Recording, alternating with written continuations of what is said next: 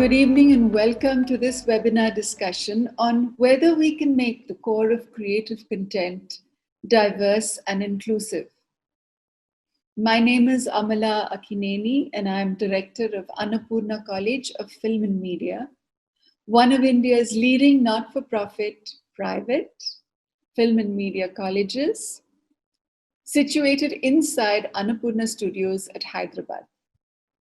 We have a rich film and media heritage and an industry network of renowned advisors, and we believe in experiential learning methodologies. As member of SELECT and the Standing Committee for Equity, Diversity and Inclusiveness, we are happy to host a meaningful discussion this evening with an esteemed panel of guests. Filmmaking in the digital age has and continues to transform rapidly in a multitude of directions, yet storytelling remains the same. Accelerated video streaming technology has made content available to wider audiences on their personal screens. And today, most of India has access to the internet on their smartphones, be it for information, education, or entertainment.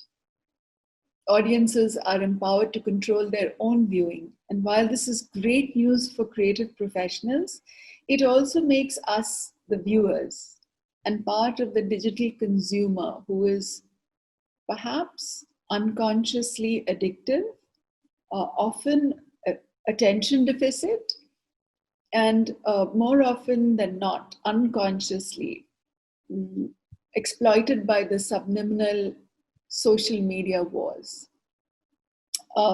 Yes, it sounds a mouthful, but the truth is educators have a greater responsibility than ever before.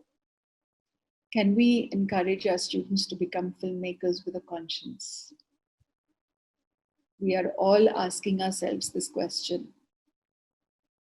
Can we help bring in an acceptance towards the ethical responsibility of a filmmaker?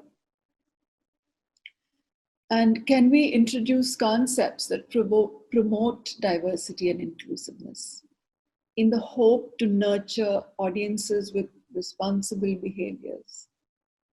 Responsible behaviors that replace exploitation, abuse, intolerance, suppression, and prejudice. With no further delay to the discussion, I would like to welcome our esteemed panel and introduce the guest speakers for today. I begin with Shabana Azmi, a National Award Indian film and theatre actor with over 120 films to her credit. Shabana needs no introduction. We all grew up in India loving her films and loving her as a person, with a long list of achievements, including a Rajya Sabha membership and a Goodwill Ambassador to the United Nations for the Population Fund. She currently serves as Chairperson, ActionAid India. Welcome, Shabana ji. Dr. Kathy Henkel is Director of Western Australia Screen Academy at Edith Cowan University, which is a member of SELECT. Kathy is an academician and practicing documentary filmmaker, and her latest work, Laura's Choice, a documentary feature on her mother, is releasing in December. Join me in wishing Kathy all the very best for her release. Kathy, we welcome you. Thank you for joining us. Our next speaker is Erica Addis, a documentary filmmaker, cinematographer, and academician. She has worked in film and television for over 25 years. Her work has won numerous awards, and she's currently head of the Department of Cinematography at Griffith Film School, Griffith University. Annapurna and Griffith have had a collaboration before, and Erica, we welcome you to this panel. Thank you for joining us. Our next speaker is Mr. Sonu Sooth, an Indian film actor, producer, humanitarian. Sonu has worked in over 65 films with numerous awards, crossing 5 Indian languages. He was recently given the UNDP Humanitarian Award for 2020 to honor the remarkable service he participated in to support migrant workers return to their homes during the pandemic lockdown. Sonu, we are honored to have you with us. Thank you for joining us. The next speaker is a friend, Mr. Subhranshu Chaudhary, a TV and radio producer, founded the first community radio on mobile phones in India called CG Net Swara. Subhranshu has trained over 100 citizen journalists to produce audio news reports and has won titles and awards including the ICFJ Knight International Journalism Fellowship Award. For the past 15 years, Subhranshu has been part of a peace process in central India that is stricken with violence. Welcome, Subhranshu. I know you're somewhere there in the jungles, and it's really a pleasure to have you with us. We're looking forward to hear the real stories of struggle. Last but not least, Mr. Anjum Rajabali, a veteran Indian screenwriter, actor, and teacher. He's also known for his leadership in the Screenwriters Association India. He's currently head of Department of Screenwriting at Whistling Woods International, and he was the recipient of the CLEC Teachers Award for 2019. Welcome, Anjum. Wonderful to have you with us. And you have so kindly accepted to moderate this panel. Over to you now. Do share with us your understanding as a teacher. Thank you. Thank you very much, Amla. That was very kind. And it's indeed going to be, I think, a rather exciting, stimulating evening with so many good minds addressing this very, very necessary topic. You know, when Amla mentioned to me that this is going to be the title of the session, Diversity and Inclusivity, it struck me, that it's really speaking sometimes not so much the importance of the topic by itself, but also a reflection on the times when that topic is being discussed. The fact that we need to repeatedly emphasize and bring center stage this whole concept or the reality of diversity and inclusivity, without which diversity cannot survive, says actually a lot about the threat and vulnerability that these very natural, environmental, ecological, as well as human phenomena are diversity and inclusivity. If you look at nature, you look at the earth, you look at civilizations, you look at individual life, it is unimaginable without pluralism, without diversity. Human beings, it's a well accepted scientific fact that we're a bundle of internal conflicts, instincts which are in contradiction with each other. There is an internal diversity which brings about the need for creativity, because creative expression makes sense when there are colliding, conflicting instincts, impulses, motives operating.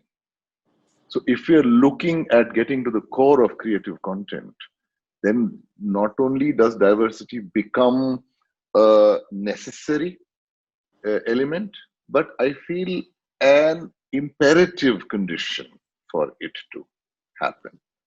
Agriculture would not be possible, would not be sustainable unless there is diversity. Monocultures don't survive. Okay, the earth would go flat.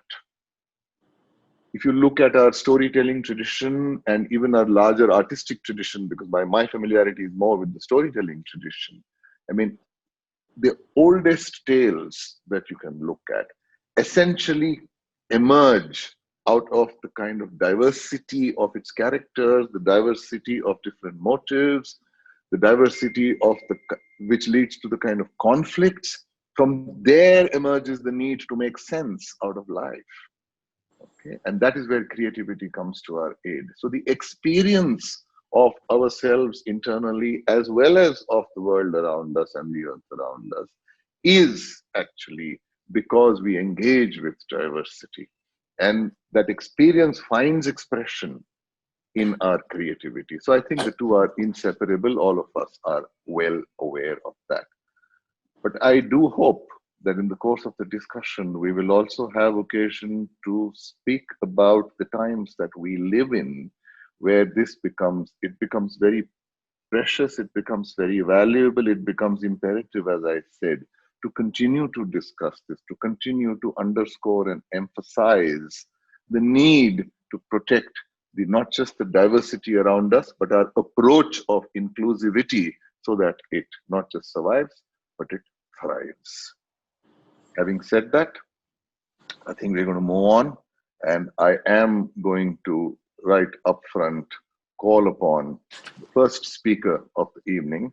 That's Erica. She comes, as Amla ma'am mentioned to you, with a rather formidable body of experience and learning and knowledge behind her. So we're looking forward to hearing your views, Erica, about this extremely important subject that we have chosen to discuss this evening.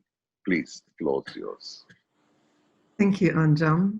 So I'm talking to you from Brisbane, where it's well past my bedtime. So forgive me if I don't quite make it through to the end of tonight's presentation, but I'll certainly try.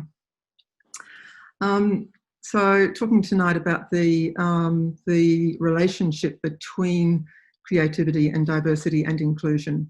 As you said, Anjum, they are inextricably linked. In talking about this, I'm going to reflect a little bit on Australian culture, and I'm going to share some feedback from some of our students because I think it's really informative.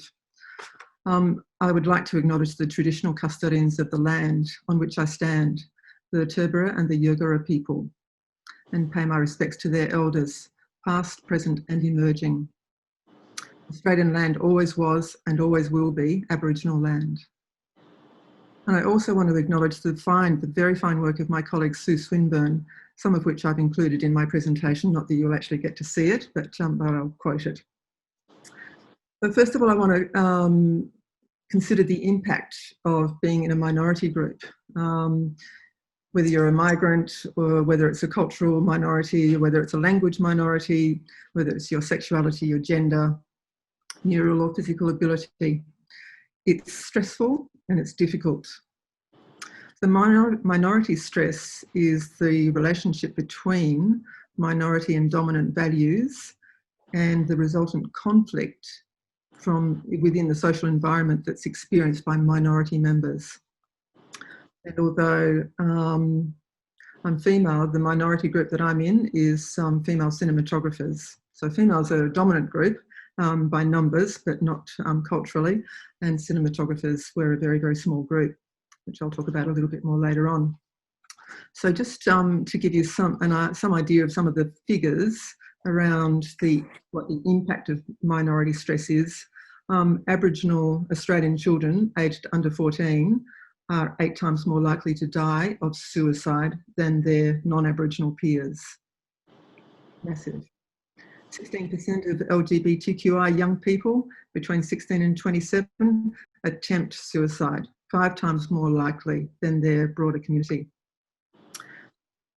48% of transgender and gender diverse people aged between 14 and 25 have attempted suicide in their lifetime, 11 times more likely than their gender peers. So figures like this, they're Australian, figures like this exist in countries around the world. So it's not about the figures, it's about the scale of the impact of the minority stress. So one of the things that we hear a lot is about diversity. It's very popular to talk about diversity in this day and age, and it's said that we must diversify or we'll die. It's business critical. We're told that we have to increase our diversity and our inclusion, and those phrases and words are written into annual reports, they're in strategic plans, they're in universities, schools, boardrooms around the world. So if those concepts and those phrases are so commonplace now, we all know what they mean, don't we? Do we? I'm not sure that we actually do know what they actually mean, because I think they've sort of become words that we hear and that we think that we need to know about and we should be doing something about them, and we don't actually really know what they mean. So there's a framework that my colleague Sue Swinburne has shared with me, which is they're sort of images, really. And what she says is diversity is having a seat at the table, inclusion is having a voice, and belonging is having that voice be heard. And I think they're really simple, clear descriptions that help us to understand what diversity, inclusion and belonging mean, what they look like and what they feel like. So they're not just numbers, they're not just expressions. So that's all sort of preamble. Let me talk about a little bit about Griffith. Griffith Film School is a public, so Griffith University is publicly funded, and students gain entry into the bachelor programs. We've got 3 of them in film production, animation and game design, purely on the basis of their school results. So if they get a high enough mark, they're accepted into the programs. And we take in about 300 students a year into the undergraduate program. So what does that body of students look like? So there's 900 of them roughly at any given point in time, because they're all 3-year programs. They're 53% men, 46% women, 1% transgender diverse. Culturally, they're 19% culturally and linguistically diverse. They're 2% Indigenous or people of colour, 79% white Caucasian. So, which is a reasonably true reflection of the society in Australia.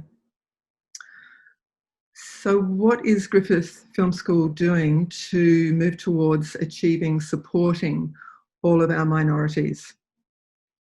It's a really slow process. It doesn't happen overnight, and it doesn't happen because the university says it must happen. So I want to talk about that a little bit. So what I've done recently is I've surveyed the films and the clips that are used in teaching in the film school, and I've surveyed the films and the clips that are used to look at the, sorry, I'm just going to whiz through here too, so I can actually just see the details here, to examine the gender, the culture and sexuality of the key players and the screen presenters and the directors of the films that are shown across several courses. And one of them was one of the courses that I convened, first year cinematography. And what I found so I asked everybody who was teaching the courses to just share with me what films they screened, what clips they used, and if they could, all of that information around the directors, around the people on the screen, what the subjects were, etc. And I found that the levels of diversity in those films that we show of gender, sexuality and ethnicity are generally greater than what's normal in, broadly speaking, industry figures. So, for example, 30% of the films had female directors and roughly 5% of the key players were gay and or transgender. So I asked staff about their rationales for their choices in what they showed, and their rationales included selecting for cultural, ethnic, gender, sexuality and class diversity. And they didn't choose them because they were explicitly required in the course profiles or because the university demanded it of them. They were primarily chosen because of the individual teacher's philosophy and pedagogical values. So it's very clear to me in talking to my colleagues that the diversity that we do achieve in the films that we use is very much because of our determination for that to happen, and it's a personal philosophy that we hold, values that we value that diversity in what we show. So I want to share with you a couple of feedbacks from some students from a couple of the courses. One student wrote he'd just seen Amores Perros. What stood out about this film is the extent I could relate to it. The religiousness, the dogs, the setting, the people, it was all very familiar to me. Coming from a third world country myself, I felt represented on the screen and felt a connection to the rubbish-strewn streets and cramped, simple homes, which may seem repulsive to some, but remind me of home. I was therefore ultimately more invested in its narrative and characters because I felt part of me was in that film. I want to give people that same experience in my future work by including relevant cultural elements, putting the extra effort in to make the mise-en-scene as authentic as Amores Perros, so my audience can associate my film with something in their lives. Because at the end of the day, I believe that the films that have the greatest impact on you always relate to you on several levels. That was one student, and here's one more. This student wrote a lot, so I'll only read a small part from it. I believe the time for flexibility is over, and what she's referring to when she says flexibility is her accommodating anxieties that other people won't agree to aspects of stories that she believes are important.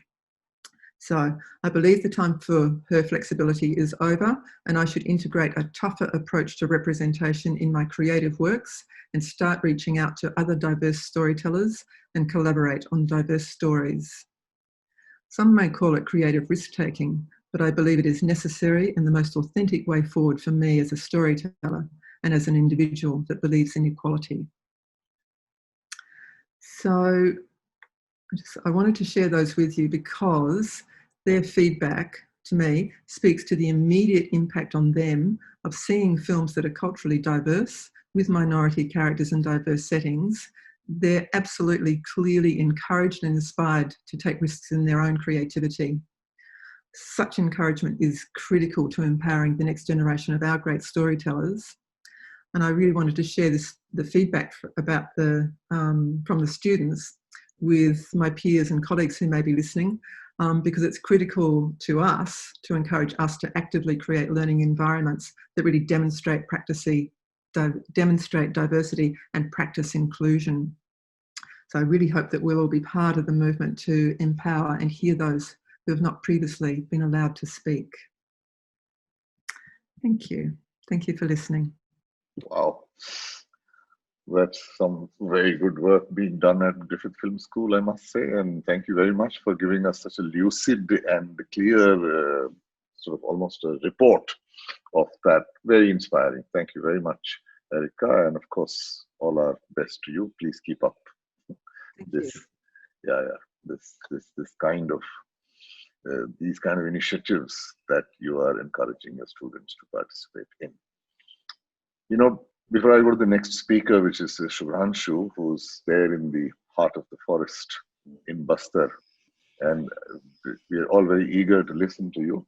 Since you were also referring to first paying, acknowledging the fact that the land that you stand on actually belongs to the original inhabitants, which is the Aborigines there, and we should never ever forget that.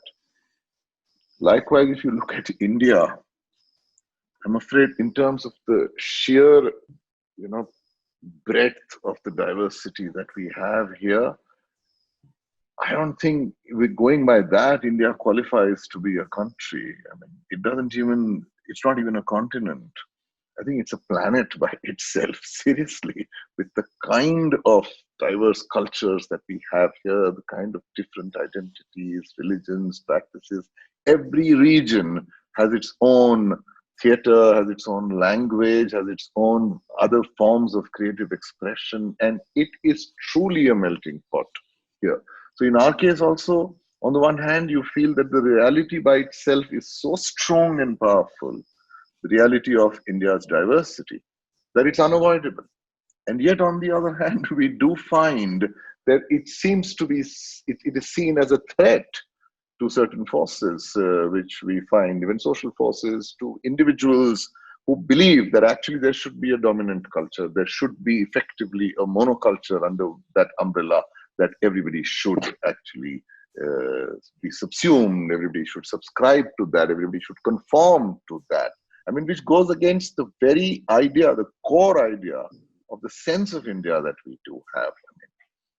So these days it does happen, and it's happening in various civilizations, not so much in Australia, I guess, but perhaps to a certain extent in the US and elsewhere, Turkey, etc. The relationship that an individual citizen has with his or her country, that relationship is today under threat, precisely along the axis of a challenge to the diversity, the very beauty of that idea of that country. Okay, not stressing that any further. I'm glad to see that film schools are taking such tremendous initiatives to make sure that they do become like a microcosm to the kind of reality of society in which they exist. Shubhranshu, it's over to you, and we would like to hear lots about your work there and what your therefore experience and thoughts are of this topic that we are discussing. Erika, at any stage, if you need to ease off, I know that it's very late there, please, without so much as having to say anything, you can say your byes just now and you leave whenever you want to leave. Yeah. I aim to stay. That's my goal. Okay, thank you. Yeah, welcome. Thanks, Anjum. I'm a boring, we call it 5 killed, 7 injured journalist, not exciting as you filmmakers and film stars. But let me start from this world where I am talking to you. It's called Bastar. And I grew up in this part. My parents were refugees. They were the wrong religion at the wrong place, or the right place. And I ended up here. But when I landed here, or when I grew up here, we are talking about diversity. We are talking about different culture or different way of life or different philosophy to live. So I found that in my world, there is Shabana Azmi. There was no Amala at that time, but because I didn't know any, I didn't watch her Bangla films. But in the tribal world, so thank you, Erika, for saying that Australia is originally an Aboriginal land. So this is an Aboriginal land. The organization I work for is called CGNet. So CG is Central Gondwana. Gondwana is that mythical land where humankind started its journey, which included Australia, Africa, Asia. It all got divided. So what I found here that there is no Shabana Azmi. There is a question from a participant called Srinivas Andoju, and it says, can the inclusivity be traced and nurtured amid the growing exclusiveness in film exhibition and business, who look for better bit rate and glamorous drama? Here he's talking essentially about that commercial pressures which chase maybe higher, incomes and glamorous drama. Can this pose a counterpoint to the inclusivity that we are discussing today? Will it affect? I think that the inclusivity that we are absolutely trying to achieve and work towards is being enabled by the digital, all of the digital technology that we use.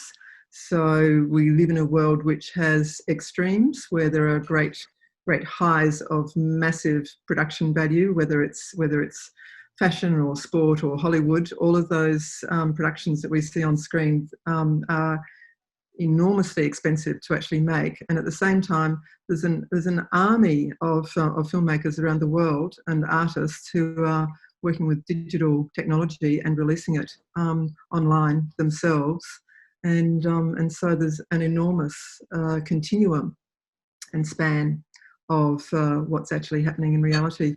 So the digital technology that we all exploit and rely on is massively democratizing, which is extraordinary. It's great. I don't know if I've answered the question at all, but yeah.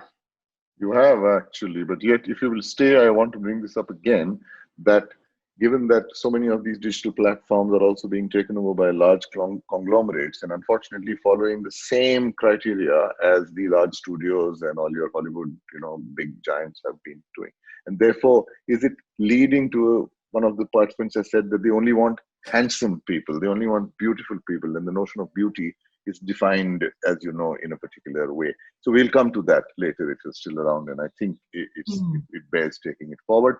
If you will move on, I'm sure you have already your experience to share, but in case you also want to pick up one of the strands which have come up in the discussion right now, please feel free to also refer to them. Kathy, please, yours. All right, well, thank you very much, and thank you for inviting me. I will follow on from Erica's presentation because it's setting the scene for Australia and a great way for us to start. So we have, I'd also like to acknowledge the traditional custodians of the land where I am, which is the Whadjuk people of the Noongar Nation, and pay respects to their elders past, present and emerging.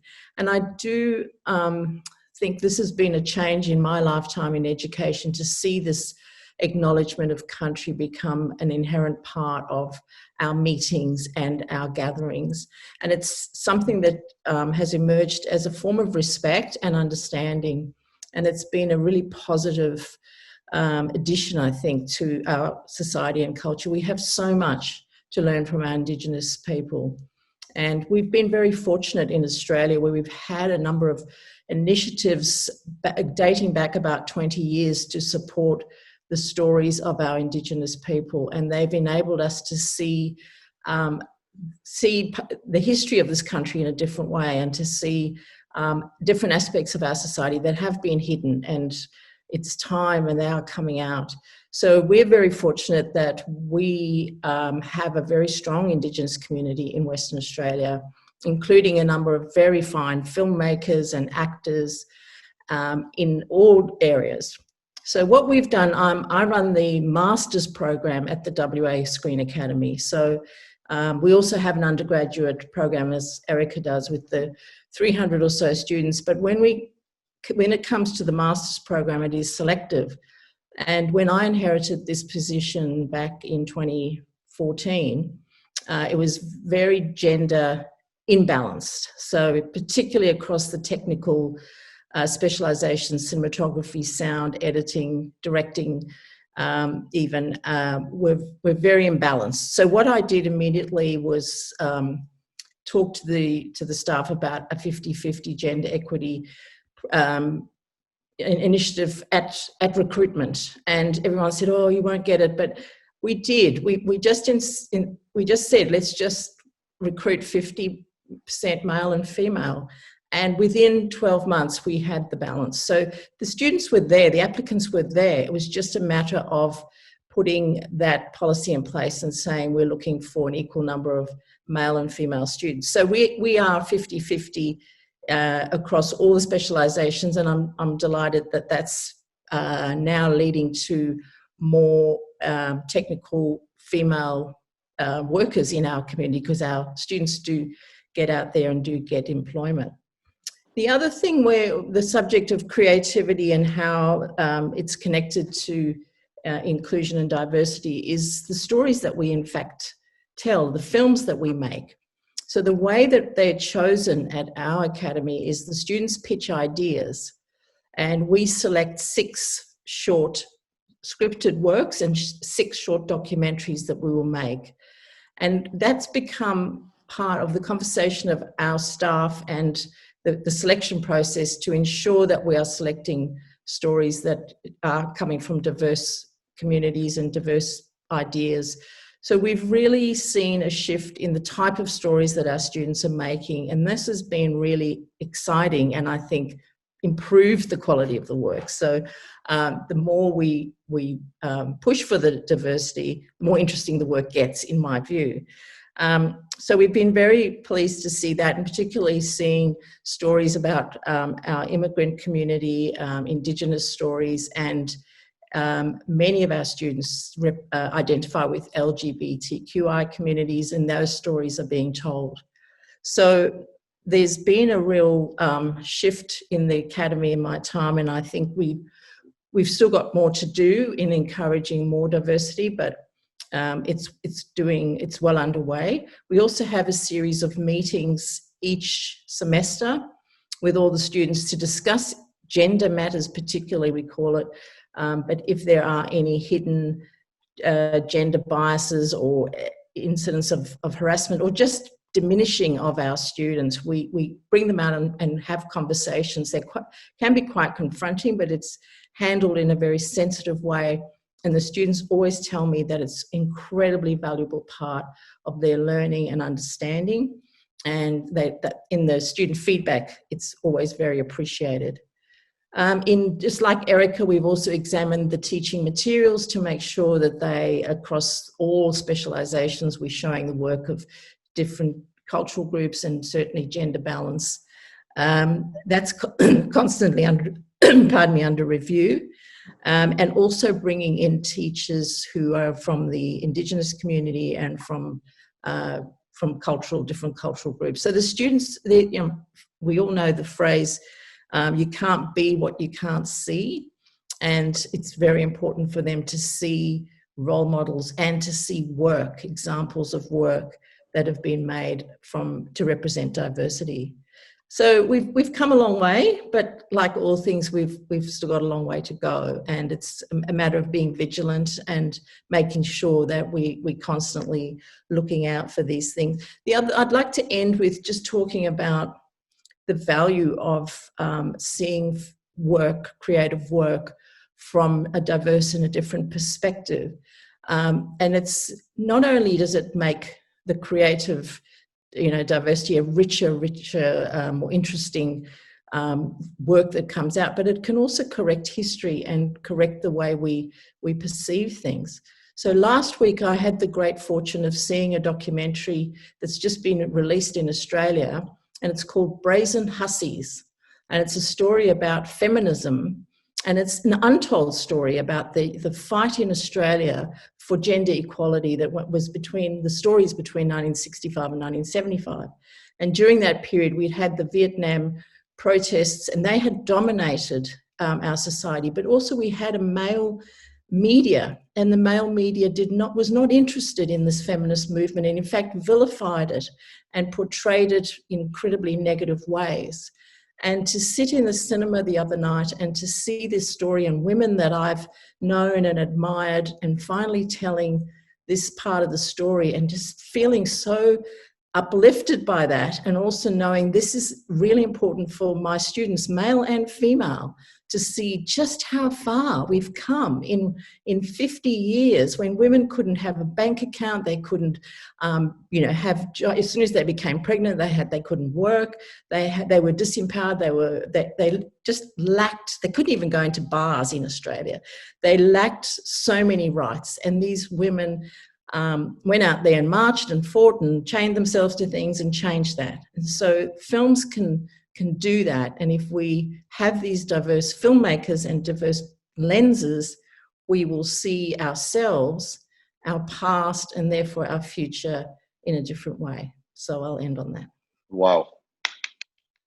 Truly wonderful, wonderful work. It is so heartening to see that both of you from Australia do give centrality to recognizing and acknowledging the Indigenous people and their Indigenous rights and be grateful that the land that you stand on actually belongs to them.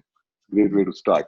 See, what both of you mentioned, I think, may come up for discussion later internally, at least here, is that on the one hand, what we're looking at is certain formal structures, like in the film school, which create a policy that ensures that a diversity of inputs do come in, a diversity of choices. Films made on different topics are actually selected, by the faculty.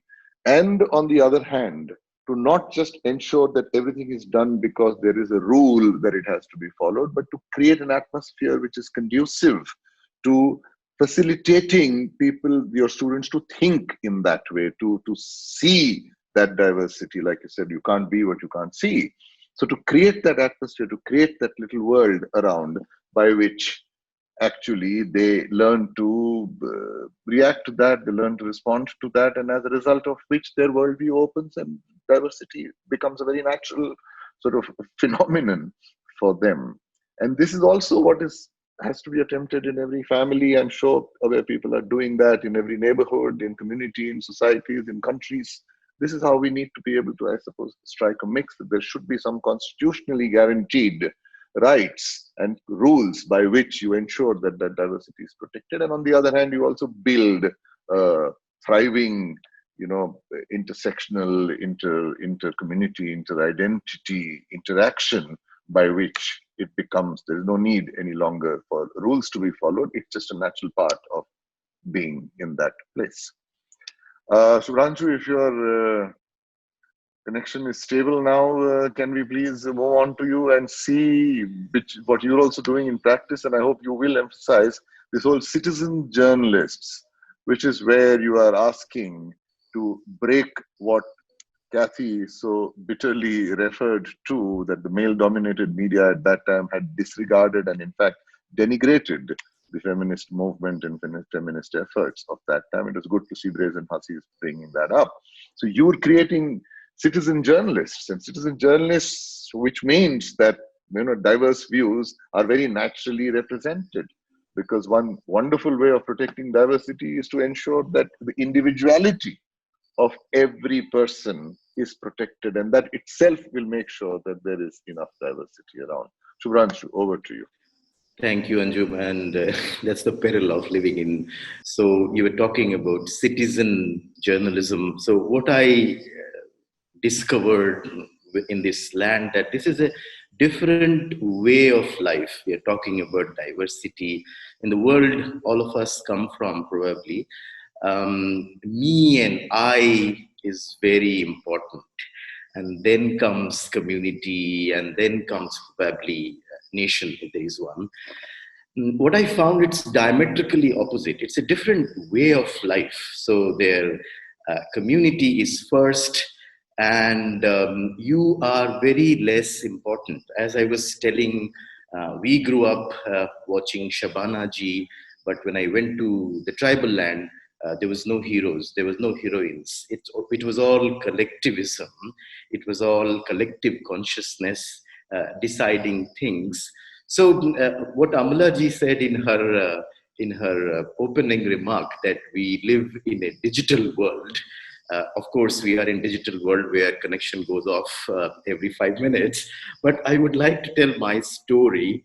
So when I came here, and I also thought, I used to work in BBC, so I thought, we had internet, we had satellite phone, we had mobile phone. Those were fantastic things at that time, not now. But so when I started coming here, I was quite surprised. Okay, not surprised. That none of them have reached here. So the work I do does not involve any of these tools, though we are in a connected world, we are in a digital world. We are not actually, because if you look at figures, around half of the world is still not on internet. It's 57% to be precise who are on internet. So you talked about citizen journalism. So I used to report, quote unquote, terrorism.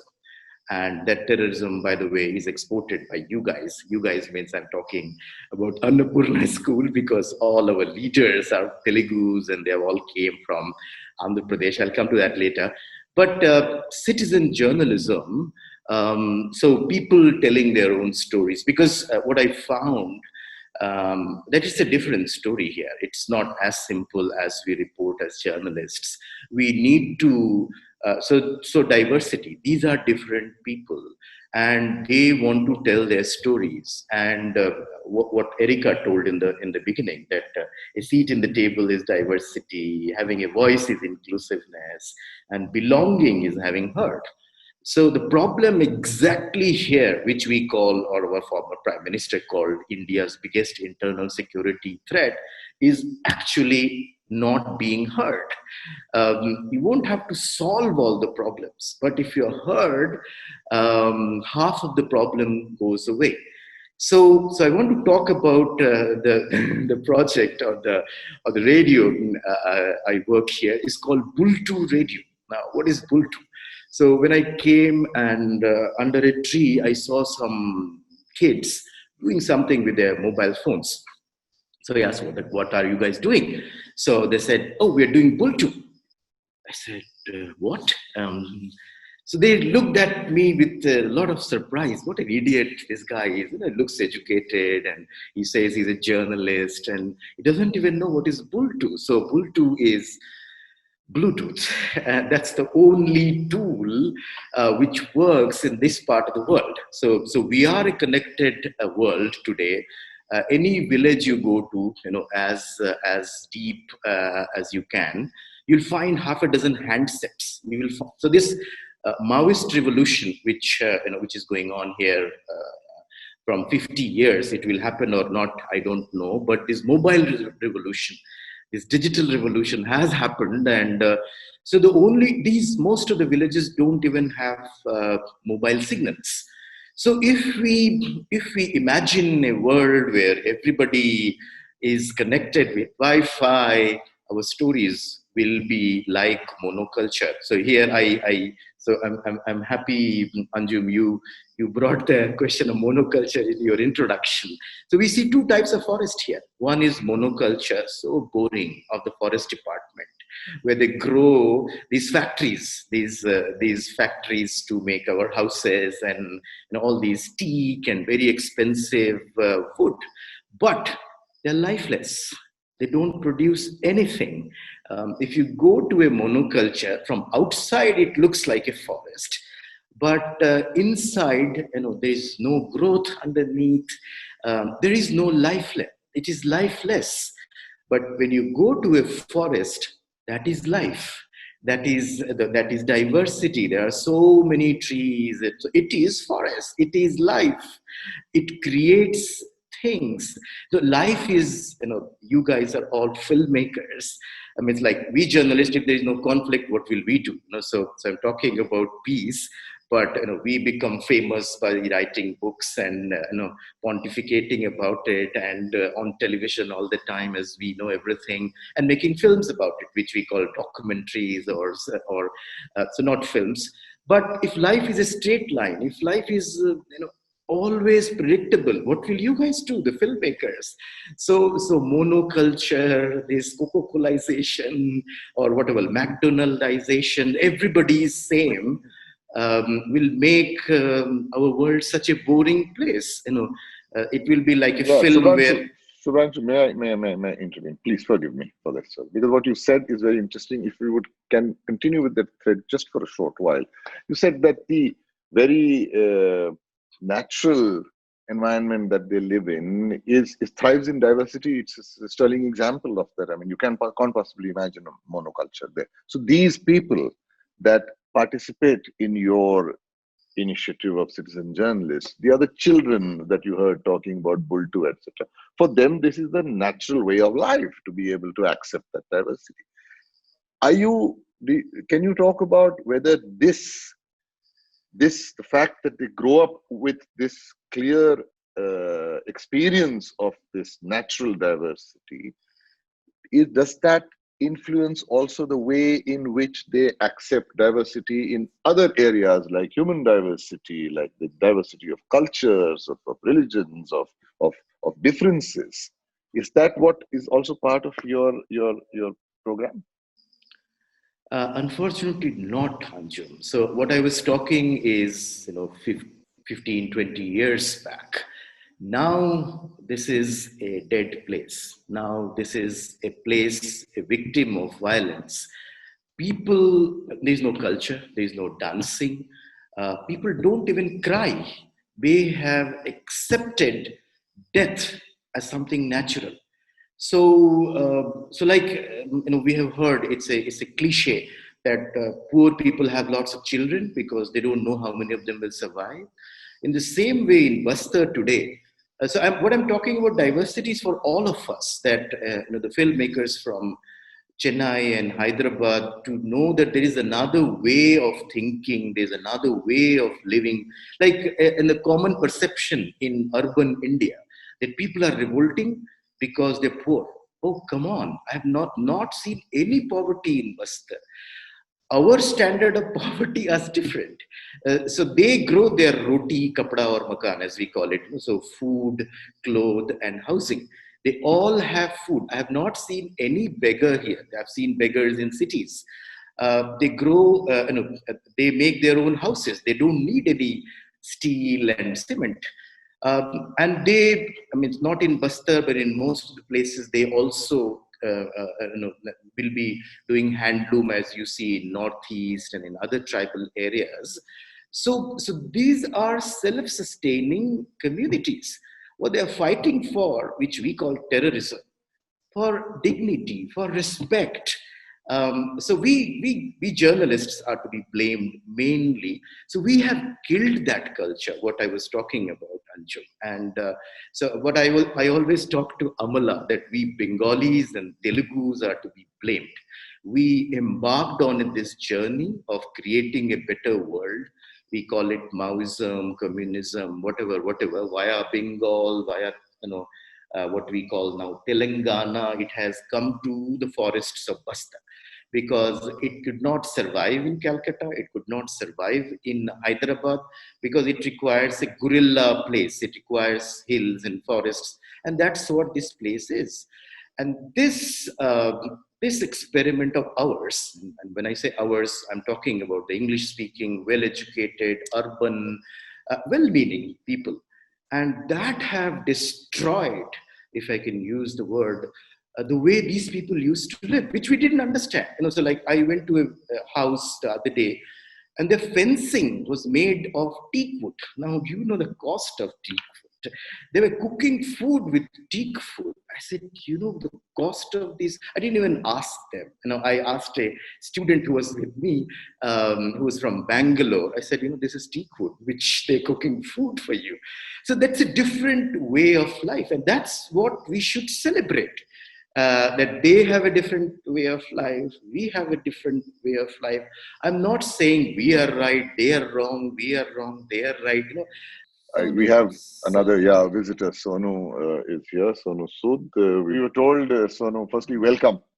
Thank you so much for having me. It's really a pleasure. I've been hearing some great things from all of you, and and I requested my directors to back me up early, and the signals are really bad there. So I said, maybe let me take a chance. So far, going good. Thank you so much for having me. No, thank you for being here. So before your signal begins to give way, we would like you to actually now take the lead and share your thoughts and perhaps experiences about this topic, about the whole notion of diversity. I mean, India is the land of diversity. India is diversity. No, I did say that you've been working. I mean, Amla was mentioning to everyone that you have been working, in fact, with migrant laborers. And migrant laborers are one huge sterling example of the diversity that this country offers, because when they travel from one place to the other, they increase the diversity and in that sense cultural fertility.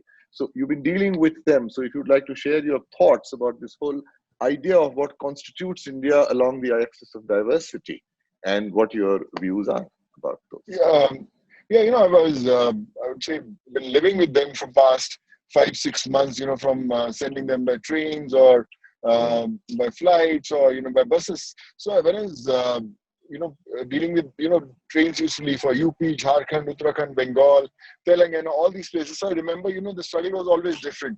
There were the times who were the first time travelers by air. So they were not ready to come 2 hours in advance, and used to convince them कि boss पहले आना पड़ता है, यहाँ flights होती है. Sir, हम बस से जाते थे तो पहले पहुँच जाते थे, आप ऐसा क्यों कर रहे हैं हमें? So in the middle of night, we used to convince them, though we don't know anyone of them personally, but it was like seeing off your own family members, and it was a huge challenge. But like I said, you tend to learn a lot also. I remember when you were sending them back home, I remember people who were heading to Bengal or to Chennai. There were a lot of idli walas, I remember it's almost 220 idli walas who sell idlis on bicycles in Mumbai.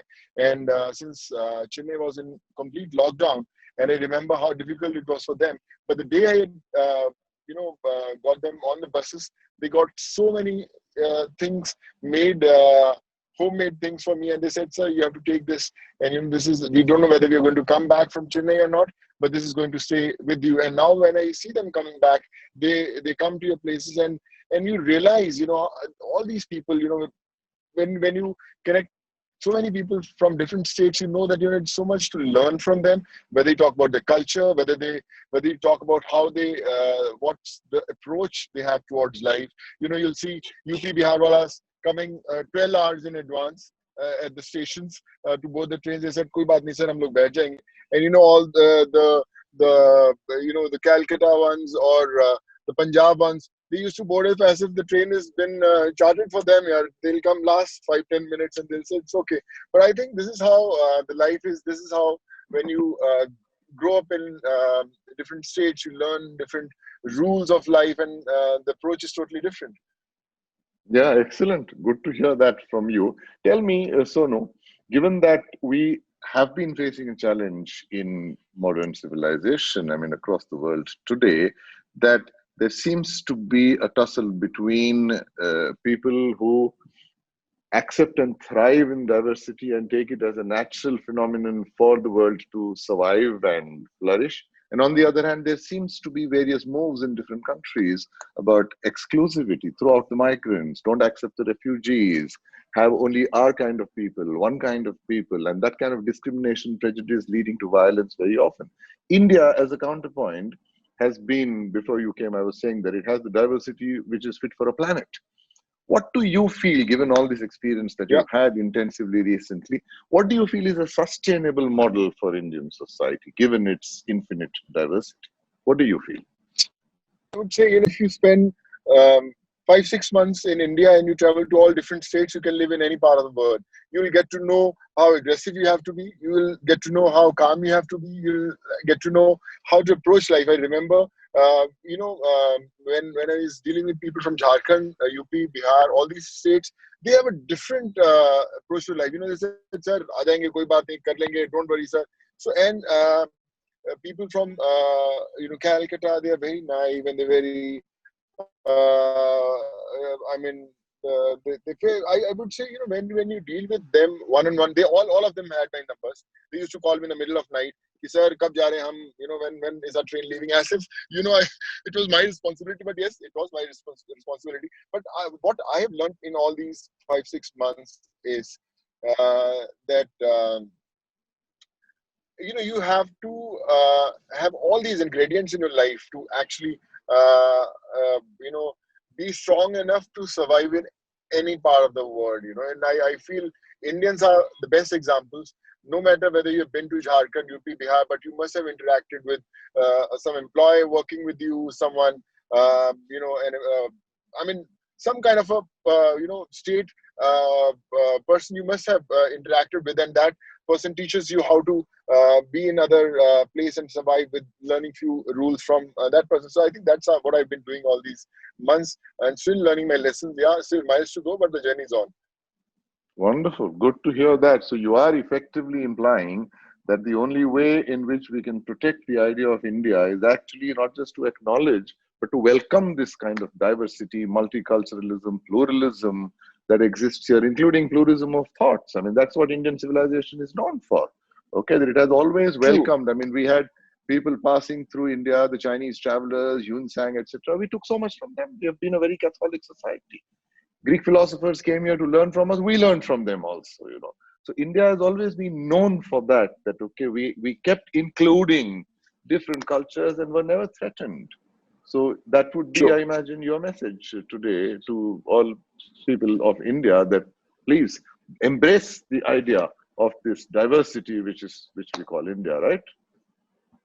Of course, I think this is what we are proud of. Yeah. Excellent. Thank you very much, Sonu. Thank you very much for taking this effort. Thank you so much, sir. And thank you so much for having me, everyone. God bless you. Take care. Thank you so much. Thank you, Sonu. Thank you. Thank you so much. God bless. And sorry for the trouble last minute. I know No. we're all trying to cope up with the technology. But thank you so much. God bless you. Well, good of him to have made this effort in spite of driving and shooting and stuff. So, yeah, we're coming to our last speaker, and we are expecting a lot because Shavana has the kind of spectrum of work that she has done with indigenous people, with the homeless, with migrants, with the impoverished, with the underprivileged. Relentlessly, she has been fighting, as Erika, you and Kathy also must have heard about her work. I mean, she's known on the screen for her marvelous, marvelous performances easily. And she doesn't want to listen to me, so she doesn't like being praised, I guess, So this is her way of telling us. But yeah, let me still continue in her absence that apart from that, not very many people, perhaps outside of India, do know that she's also worked at the grassroots levels as a social activist. And it is that also that I hope she will bring in today, apart from the fact that her choice of roles, her choice of films itself has ensured that she represented a diverse set of characters, perhaps, and in that sense, living those characters and their identities through her role. Shavana, I thought you were embarrassed that I was praising you too much, so you just gave me a signal saying, stop it, otherwise I'm going away. Actually, Anjum, it is so rare for me to hear you praise me so wholeheartedly that I was busy putting my hair behind my ears to listen to it more clearly. But I pressed the wrong button. No, Shall I go ahead now? I have a lot of admiration for you. You know that, Shavana. Come on. Thank you, my dear. Okay, Thank please. you. Yes, Shavana, we're waiting to listen. I'd like to begin really by thanking Amla for what I think is an extremely important topic of our times, not only culturally, politically, creatively. And I think that, Anjum, you have been really steering this conversation extremely well. I have been I've learned a lot by listening to the previous speakers. And where I would like to begin from is, I was recently on a film set that Steven Spielberg is producing. And I looked around me to see that on the set, there were Koreans, there were Hungarians, there were Canadians, there were English, there were Indian, there were English people. It was like a microcosm of the whole world.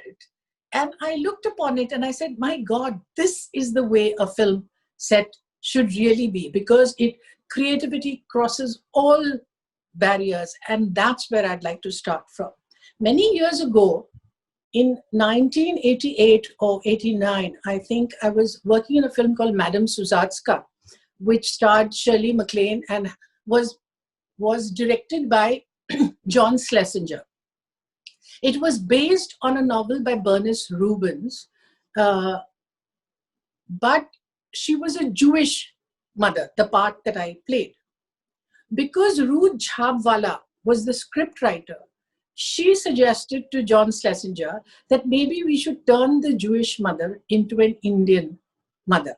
John Schlesinger said that's a good idea because the Asians are becoming so much a part of the British fabric that would be an addition. Now that happens in 1989. It couldn't have happened, I think, had not Ruth Jhabwala been involved in the scripting. So for diversity in the creative field, I think inclusion and diversity are non-negotiable. They're non-negotiable from the point of creativity. They are non-negotiable because they make economic sense. Today, we've seen that the world functions on economic sense. And if today we see that colorblind casting, with Asians have been talking about for such a long time, that why should I only be cast for my ethnicity? Why can't I be given any role at all, irrespective of which country I come from? Now that has taken more than 25 years, and now suddenly I go back to Steven Spielberg's production, where I'm playing Margaret Parangonsky. They have not given me an accent. I look exactly the way I am. Nobody bothers to explain why I speak the way I am and why I look so distinctly Indian. is just taken for granted, which for me is quite commendable, because many years ago, I saw a film of Peter Brookes, not a film, but a play, in which Black was playing the sibling of a Chinese. There was a French mother, none of which had any explanation at all. And so quickly you went along with it, and you did not ask any questions about how can this ethnicity's person be that. And I think that in creativity, the necessary suspension of disbelief, the willing suspension of disbeliefs, allows you to bring diversity and to bring inclusivity in the creative process. Today, as we see that more and more Asian actors are being cast, and it's no longer just the American Caucasian person who is seen in cinema the world over, it's also because it makes sense. It makes sense, you realize that, all right, now because of the way boundaries have dissolved and the world comes together as a global village, where information is not only going from the west to the east, but it is becoming intercommunicable, then to cast an Amitabh Bachchan in a production ensures that the millions of fans that he has in India will also see your film. If you cast a Chinese, you realize, oh my God, there's a huge population that's going to look at it. So I think it makes economic sense that you include as many people as you can. And that the points that Kate and Erica were both making, that when you have people from diverse backgrounds, from diverse cultures, from diverse ethnicities, it brings a way of thinking that hadn't occurred before.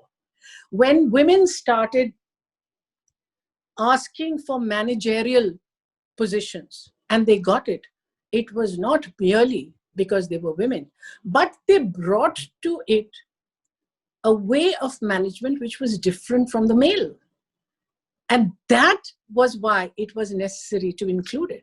And in today's day and time, I think if we think about it as a win-win situation, it's an idea worth clinging to.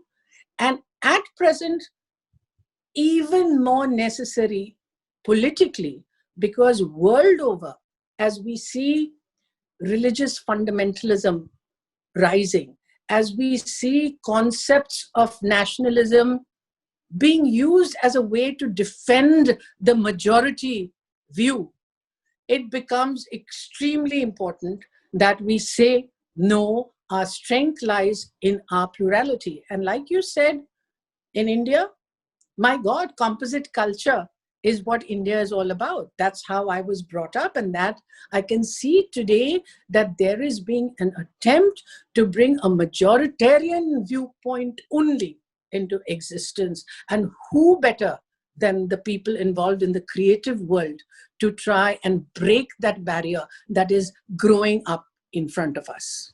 Wow. There, Thank you. you hit it on the head repeatedly, Shivana, I must say. I am very, very happy to hear you speak, so emphatically and so articulately about this in a very focused way. Wonderful, truly. Thank you. Thank you. See, so this is where now we are going to gather our thoughts. And I want to just mention a couple of things which have come out from our discussion, and I want to take it just a step forward. One is storytelling. I mean, each one of us is talking about cinema. Cinema is essentially about storytelling. Now, why is storytelling so valuable and so integral to our experience of life ever since human beings began communicating with each other? Okay.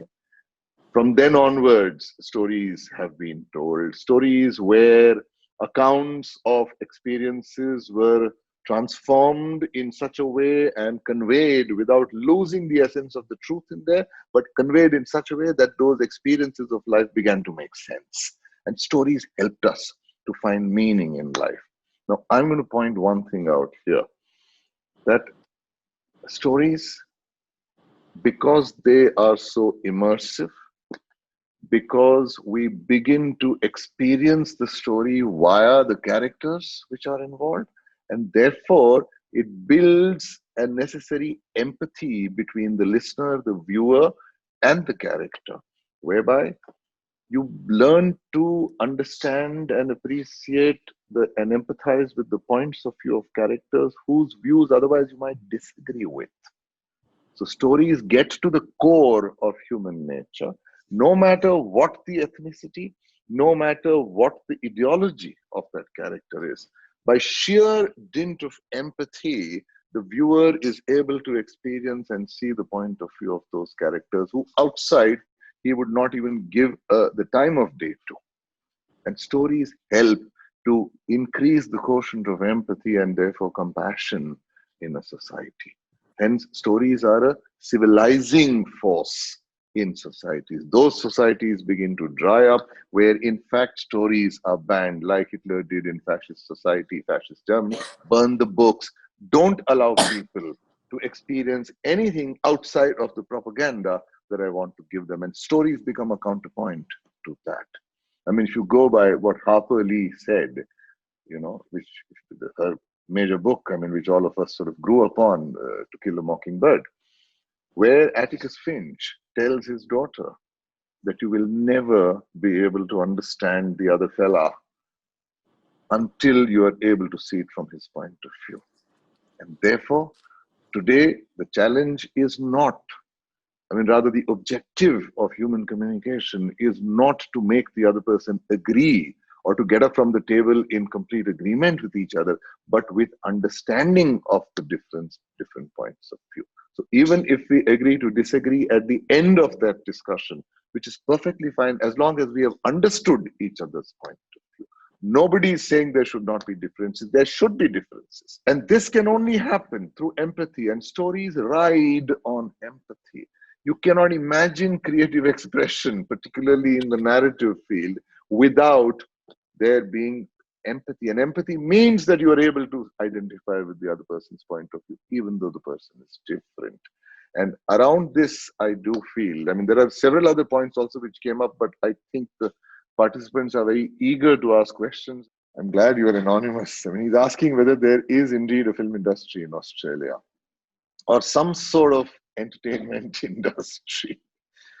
I hope that he means it differently. He says, living here for the past 17 years, I see people interested in sports rather than entertainment industry. Most popular Australian actors get famous in Hollywood. For example, Russell Crowe, Kate Blanchett, Eric Bana, etc. They all got famous with Hollywood films. But my question is, why, without any experience in filmmaking, the Australian universities are teaching filmmaking? Also, there is no work available in the field. Shouldn't it be that the universities should be teaching something that the students should be able to go out and gain some work? I'm afraid we don't. I'm really sorry about you, sir, anonymous person, but this is not a place where Erika or Kathy are going to guide you about how to get a job outside. There is a thriving film industry. We enjoy Australian films. There is a big, vibrant entertainment sector there, and these wonderful teachers and their schools are actually teaching wonderful skills. You need to be able to adapt those and go out and make your mark. Okay. Anjumji, Anjum.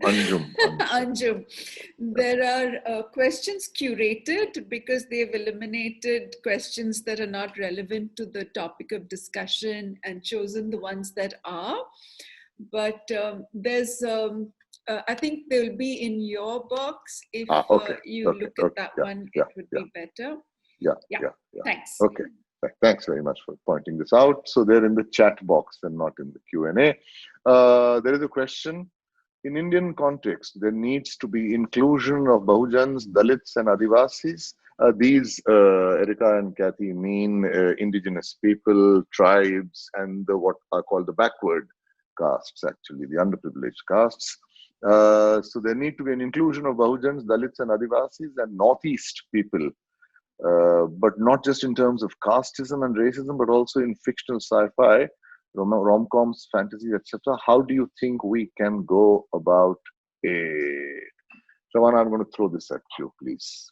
Okay, since it's the Indian context and it's talking about, like you mentioned about being on that set, like you mentioned Peter Brooks' thing where he used people from different ethnicities to play characters which were not of that ethnicity.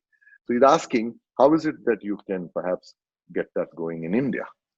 I don't think it is changing consciously, except from a small sect of people who are careful to do it deliberately. Mhm. But the mainstream Hindi cinema filmmaker is really interested in catering to the lowest common denominator, and so wants to make something that is acceptable north, south, east, west, because of which they create an alternative reality.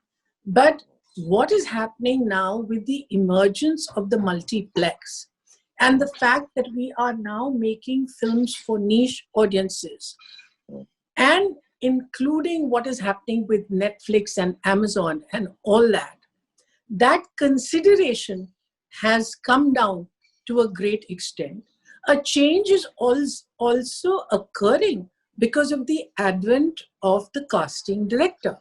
What the casting director has done has changed the ecosystem of the acting environment. They are ferreting out people from small towns, from theater, faces that we had never seen earlier. There were just stock people playing stock characters.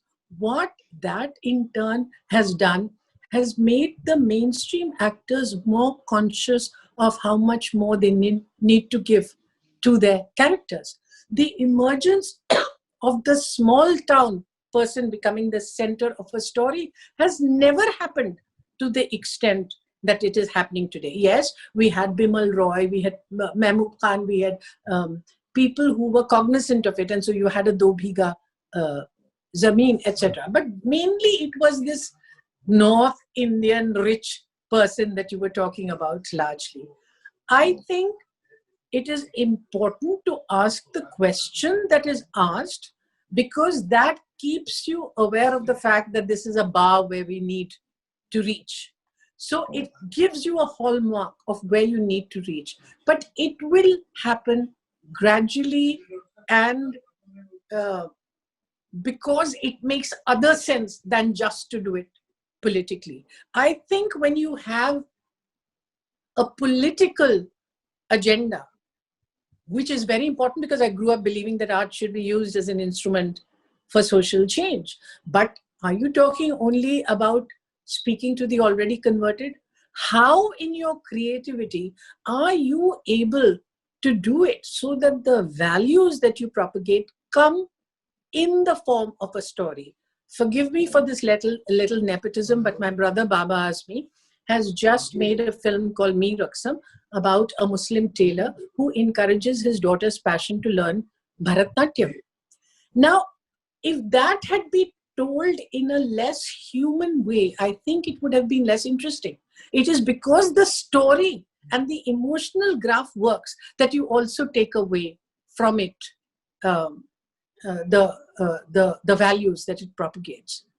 I think this is painful that we haven't made people from the OBC community, etc., etc. But if you're looking at Article 15 and things like that, I think the beginning has already been made, and we need to be consciously cognizant of that, but never losing the story form in which it is told. It should never become propaganda. It should remain a story that people find interesting.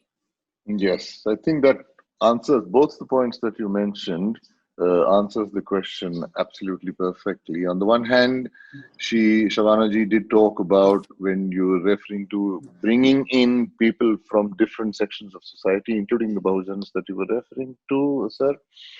The casting director ensures that just by dint of talent they're brought in, not necessarily by how well placed they are or what their training may have been. So there, it's already casting the net wide. And on the other hand, the stories should be more about these issues, should be about these people, it should be about their fight for justice, should be about their deprivation. And that is also beginning to happen. We are hoping that apart from merely on the OTT platforms, that even in cinema, it will make inroads. I mean, you did have a few examples, but I hope they will not remain as exceptions. So yes, I think there's something to look forward to. There is one more, which I'm going to throw at Kathy. Many are coming, so it's moving rather fast. Yeah, Suhana is asking a question, Suhana Khader. What are your views on the caricaturish portrayal of the LGBTQ community, plus size people and dark skin toned people in mainstream cinema? Kathy, you want to give it a shot and talk about not just Australia, but also international cinema? I'll just repeat the question. You correct me if I'm right. What is my view about having people of color and LGBTQI people represented in our films? Is that the question? No. Oh, you're on mute. Sorry, yeah, sorry. He's saying that there seems to be, she's saying there seems to be a direct or subtle caricaturing which takes place, that the differences are highlighted and, you know, therefore, so they're known by that and not as natural, normal people that Savannah was referring to her character, which she's played. So, all right. Well, that's a fascinating question about characterization or caricaturing of the different communities and not being authentic portrayals, or not understanding that you know, people of color and people of different sexual orientations and races, we're all as diverse as any. So it's becomes very problematic, I think, if it becomes a caricature. So I think the issue comes down to writing and who's telling the story. And in fact, this is a great throw to a conversation that I'm proposing for our webinar in March, which is you know, further down, to dig a little deeper into the issues of diversity and who owns the story.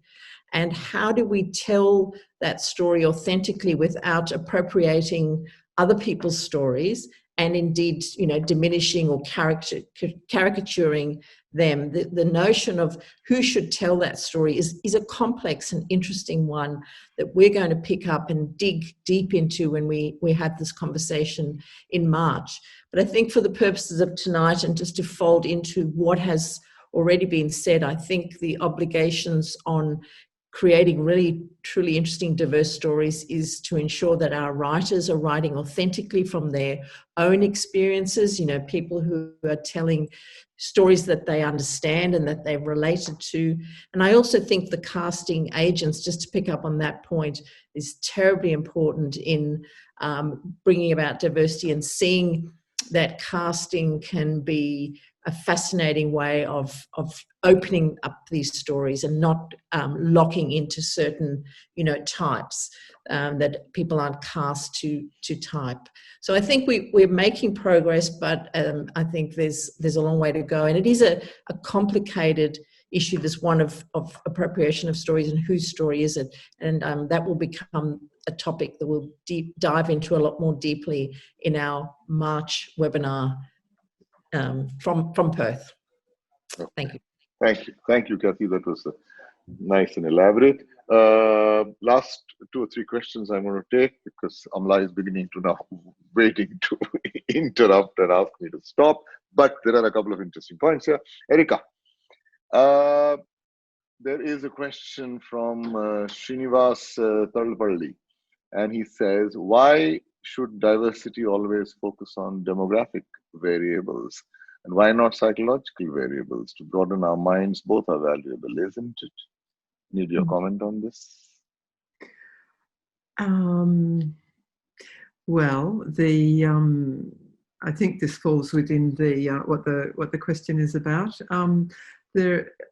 Totally, I think it's a really important question. There's actually a production company in Australia called Bus Stop Films, who work specifically with mentally impaired people, so many of whom are born with Down syndrome, but not necessarily. So they work with anyone and everyone who's interested to make films, and they have been doing it for a long time, and they make really good films. Like, they're funny, they're engaging, they're very empathic. The stories are terrific.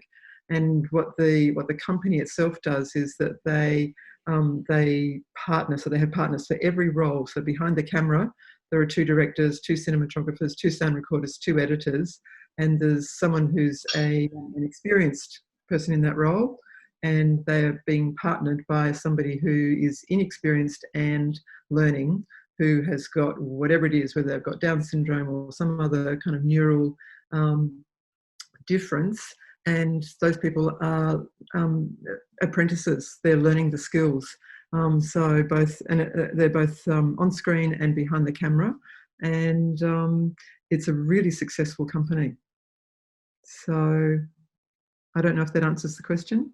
I hope it does. That answers the question with this example that you gave, but it is also true, I mean, the person's anguish, that it is true that we don't find enough of those characters in the stories that we tell, because maybe we don't ourselves make the effort to be able to relate to that, because we feel it is psychologically so different from us that there is no attempt made to even empathize. And here we're talking about empathy, and this entire sort of community of people, we just sort of have a blind spot to, as if they don't exist. And it is true. I mean, the anguish, I think, is well placed. But I'm glad you gave that example.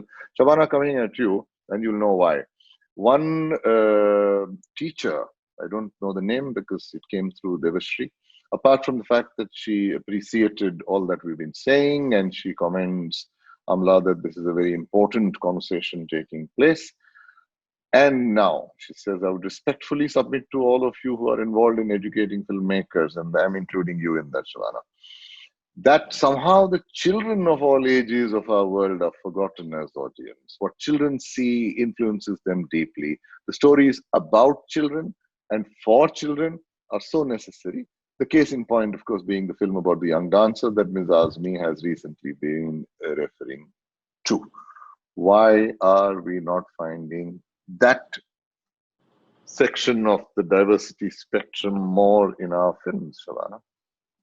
It is a question to which I have absolutely no answer.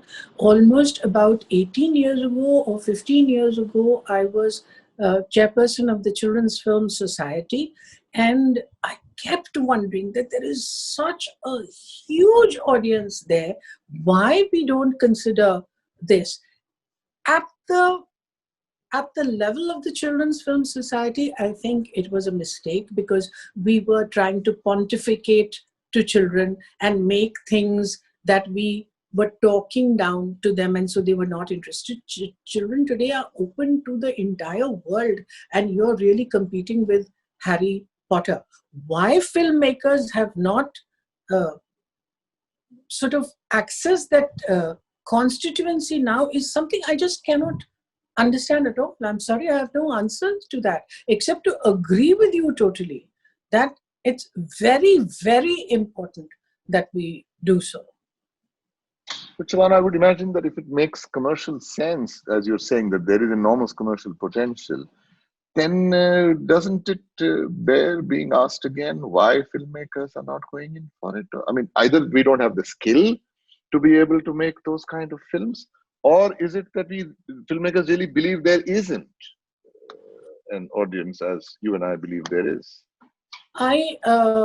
I don't think that there is no skill. I just think that it is something that has escaped their notice, really.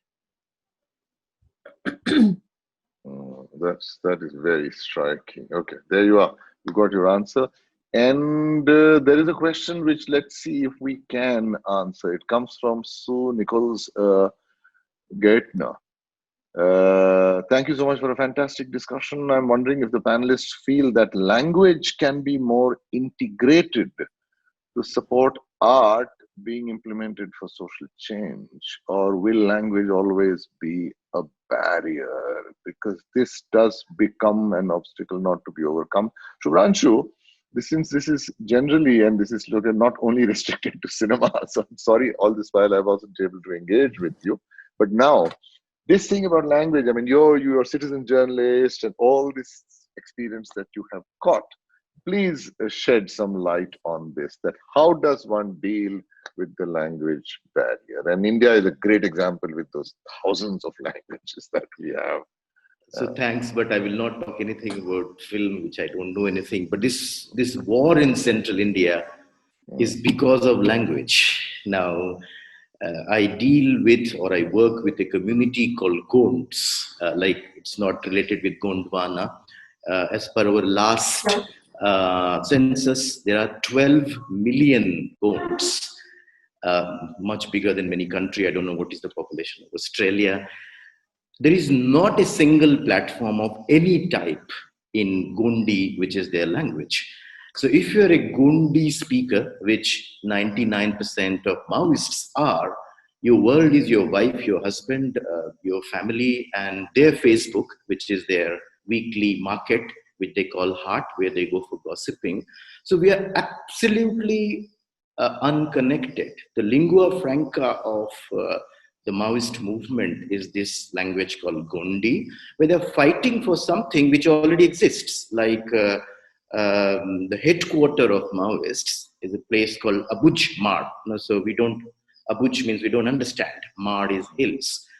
And when I go there, so as a journalist, I used to talk only to the one side, so the Maoist leader, who is Telugu, and he'll tell us we want to make it China and Russia and blah, blah. But when I, became more than a journalist and started talking to these 99%, what they said, ki, we want rights of forest. Now, the rights of forest is there in Indian Constitution from 2006. But that has not been translated in their language. Even if you translate, none of them can read and write. So what you need is a pull-to radio there, which, because they don't even, India is world's biggest democracy. We don't even have radio.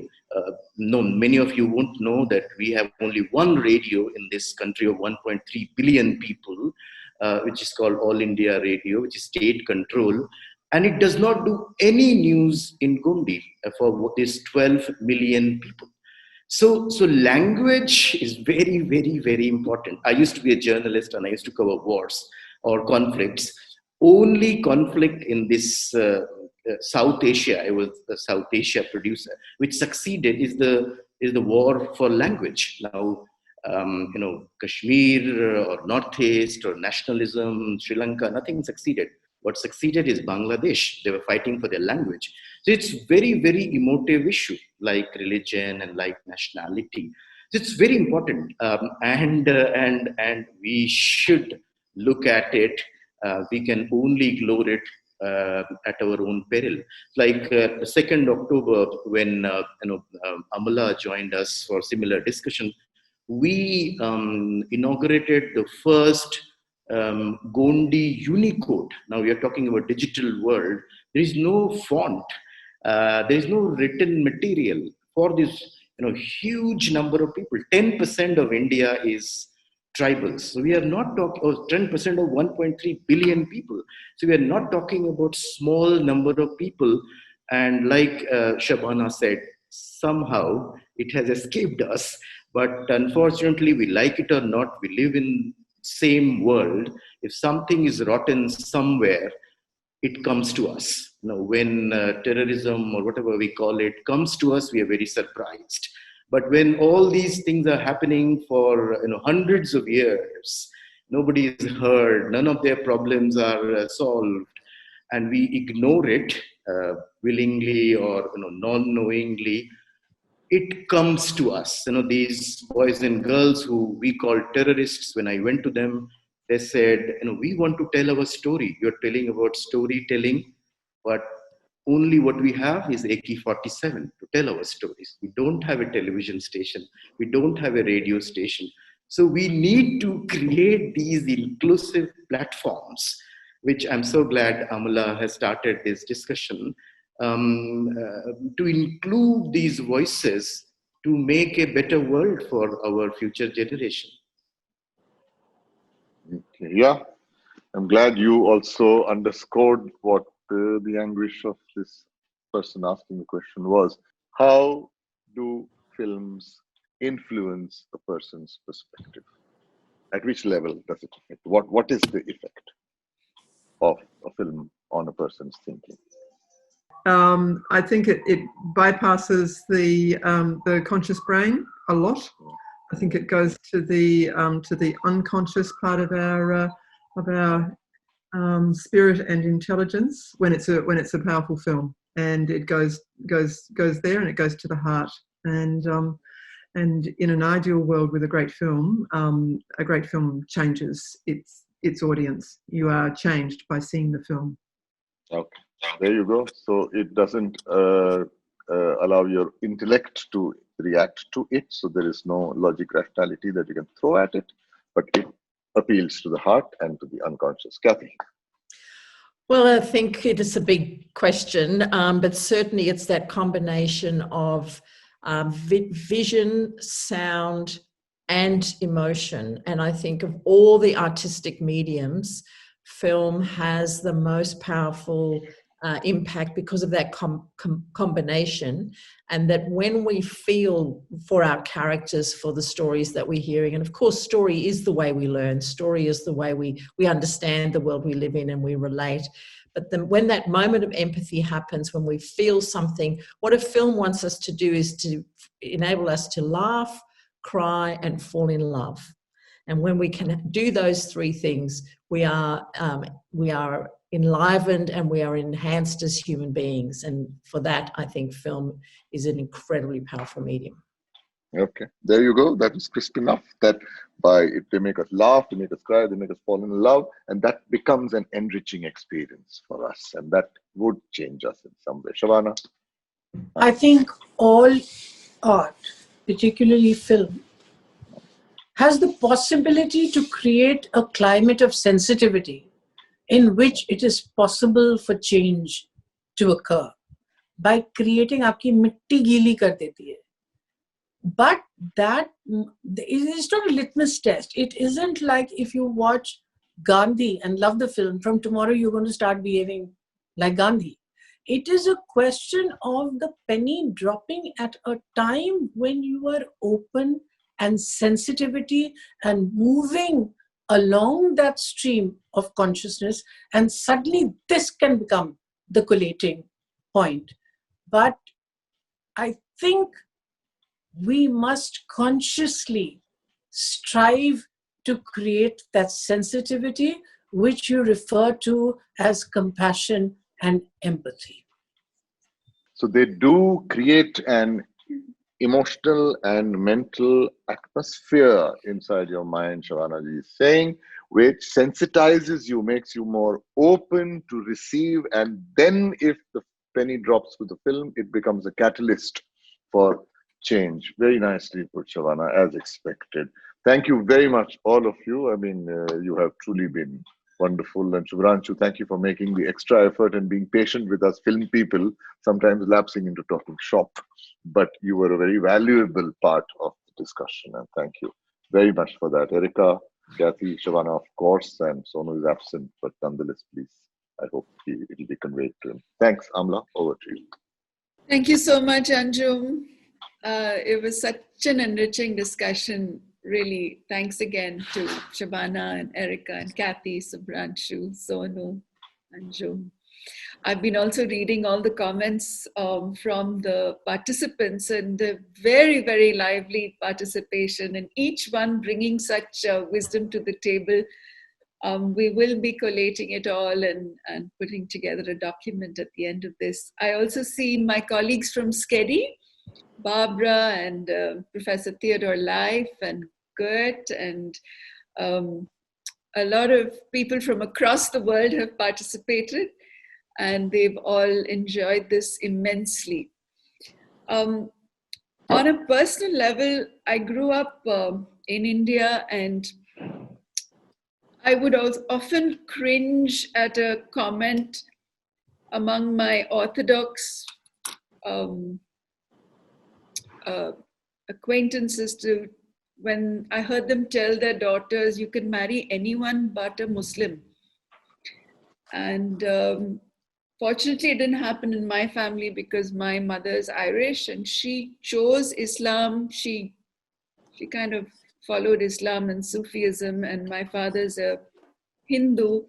And I grew up in this very universal environment. But one still hears these comments around. And in India, we learn to be very discreet and tolerant and not get involved in religious discussions simply because you don't want to start a riot.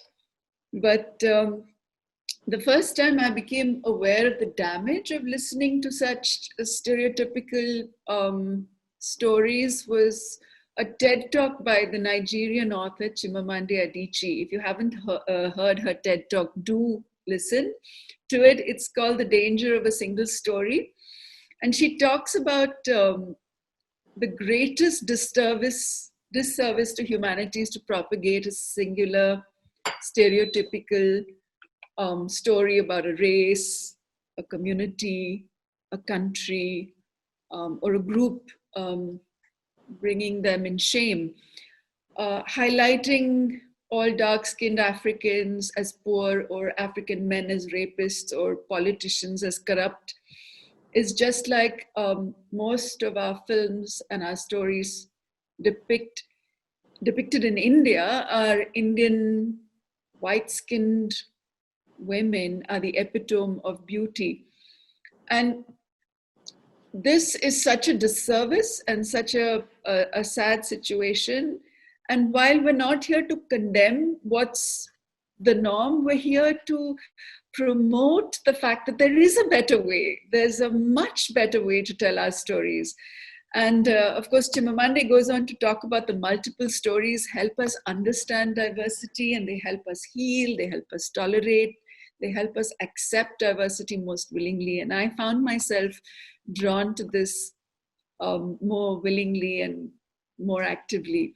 So Shabana ji, I saw Zoya Akhtar's web series Made in Heaven recently.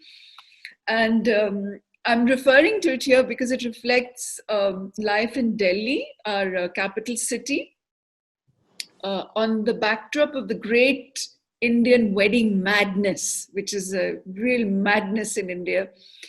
And the filmmaker brings diversity and inclusiveness right into the core of the content. It's such a beautiful example of what we are referring to. And she does it without losing the magic of storytelling.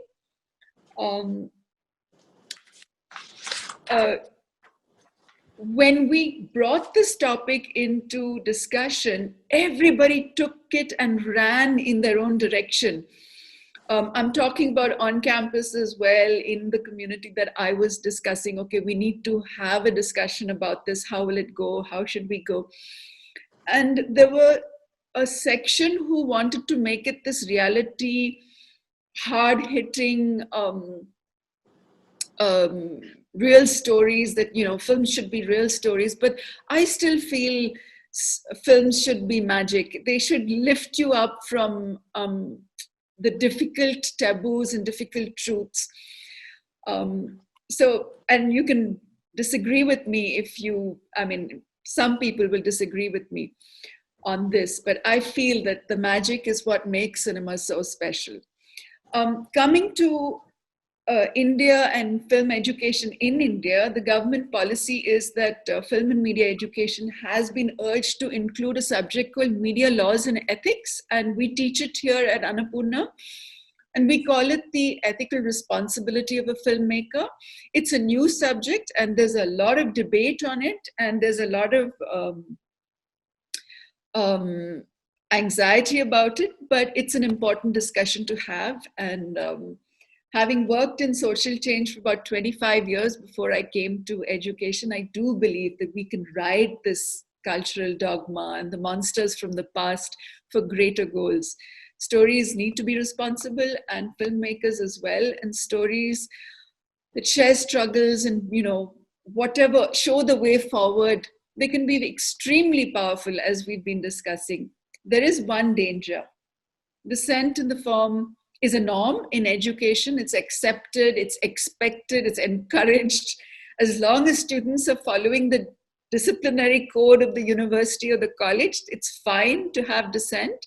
But in the real world, one's material gets censored and one can face the wrath of the moral police.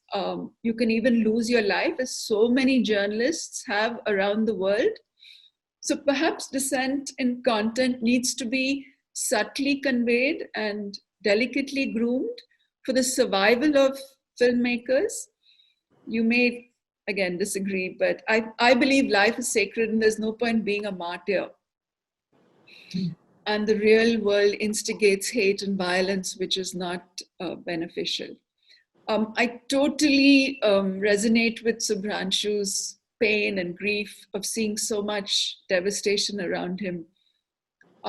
In the forest, it seems that, the trees are destroyed, the animals are destroyed, the people are destroyed. And it's a dark place. It's a dark place to go. But igniting human minds and bringing meaning and hope for humanity is what films would ultimately do.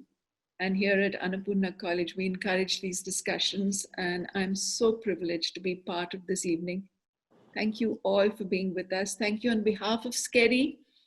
Thank you to all my SCEDI colleagues.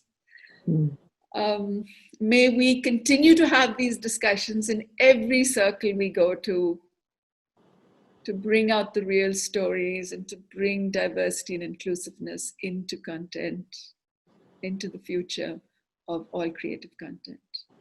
Thank you, good night, and stay safe. Thanks, Amala. Thank you. Thanks, Thank Anjum. you. Thank you, Amala. Thank you, Erica. Thank you. Kathy. Everyone. Bye. Bye, everyone. Thank you so much. Thank you. Thank you, Shabana.